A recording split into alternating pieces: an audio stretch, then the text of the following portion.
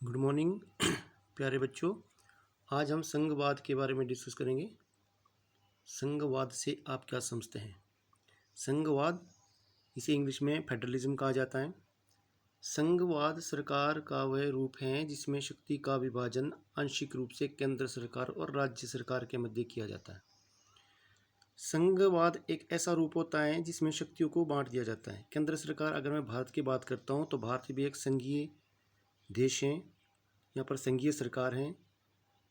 तो शक्ति जैसे कि केंद्र सरकार के पास अपनी शक्ति है और राज्य सरकार, अगर मैं हिमाचल की बात करता हूँ तो हिमाचल का राज्य है, इसके पास अपनी शक्ति है। तो संघवाद में क्या होता है, जैसे भारत एक संघवाद देश है तो यहाँ पर केंद्र सरकार के पास अपनी शक्ति है और राज्य सरकार, मान लो जैसे कि हिमाचल प्रदेश, इसके पास अपनी शक्ति है। और संघवाद संवैधानिक तौर पर शक्ति को साझा करता है क्योंकि इसमें स्वशासन तथा साझा शासन की व्यवस्था होती है। तो हमारे संविधान में भी संघवाद का पूरा प्रावधान किया गया है, जिसमें केंद्र सरकार को जो शक्तियाँ दी गई हैं वो उसके ऊपर कानून नियम बनाएंगी और राज्य सरकार को जो शक्तियाँ दी गई है उसके ऊपर राज्य सरकार कानून और नियम बनाएंगी। अब इसके बाद है संघवाद की विशेषता क्या है, संघवाद में कौन कौन से फीचर्स होते हैं। पहला है नंबर 1, यहाँ सरकार 2 या अधिक स्तरों पर होती है। जैसे मैंने कहा कि भारत एक संघवाद देश है तो वहाँ पर केंद्र सरकार और राज्य सरकार के पास अपनी अपनी शक्तियाँ हैं। नंबर 2, अलग अलग स्तर की सरकार एक ही नागरिक समूह पर शासन करती है। जैसे केंद्र सरकार होगी, राज्य सरकार होगी, लेकिन हम जैसे नागरिक हैं तो हम पर ये दोनों सरकारें शासन करती हैं। नंबर 3, विभिन्न स्तरों की सरकारों के अधिकार क्षेत्र संविधान में स्पष्ट रूप से वर्णित हैं। तो ये जो सरकारें हैं, केंद्र सरकार हैं या राज्य सरकार है, इनके जो क्षेत्र हैं हमारे संविधान में ये स्पष्ट रूप से इनका वर्णन किया गया है। नंबर 4 है संविधान के मौलिक प्रावधानों का बदलाव दोनों स्तर की सरकारों की सहमति से ही हो सकता है।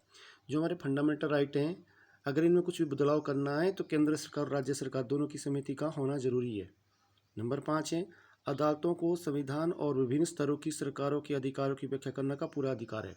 अदालत जो हमारे सुप्रीम कोर्ट हैं, हाई कोर्ट हैं, इन्हें जो केंद्र सरकार है या राज्य सरकार है इनके अधिकारों के व्याख्या करने का पूरा अधिकार होता है। नंबर 6, वित्तीय स्वायत्तता निश्चित करने के लिए विभिन्न स्तर की सरकारों के लिए राजस्व के अलग अलग स्रोत निर्धारित किए गए। राजस्व स्रोत का मतलब होता है आय के साधन। तो केंद्र सरकार के अपने हैं और राज्य सरकार के अपने हैं, अर्थात केंद्र सरकार जो केंद्र के अधीन जो विषय जाते हैं उनसे वो राजस्व वसूल करती हैं, और जो राज्य सरकार के अधीन आते हैं विषय या जो सेक्टर आते हैं, क्षेत्र आते हैं, उनसे राज्य सरकार वसूल करती है। नंबर 7 है इस प्रकार संघीय शासन व्यवस्था के दोहरे उद्देश्य हैं देश की एकता की सुरक्षा करना और साथ में ही क्षेत्रीय विविधता का पूरा सम्मान करना। तो संघीय शासन का जो मुख्य उद्देश्य होता है वो होता है देश की एकता की सुरक्षा करना, पूरे देश को एकता में बांधे रखना। और क्षेत्रीय विविधता का मतलब होता है कि एक देश के अंदर कई तरह के क्षेत्र होते हैं, कई तरह के राज्य होते हैं, तो वो अलग अलग भाषा बोलते हैं, अलग अलग लोग वहाँ किस्म के लोग रहते हैं, तो उनको भी एकजुट बनाए रखना। तो भारत एक संघीय देश है जहाँ पर शक्तियों का विभाजन किया गया है।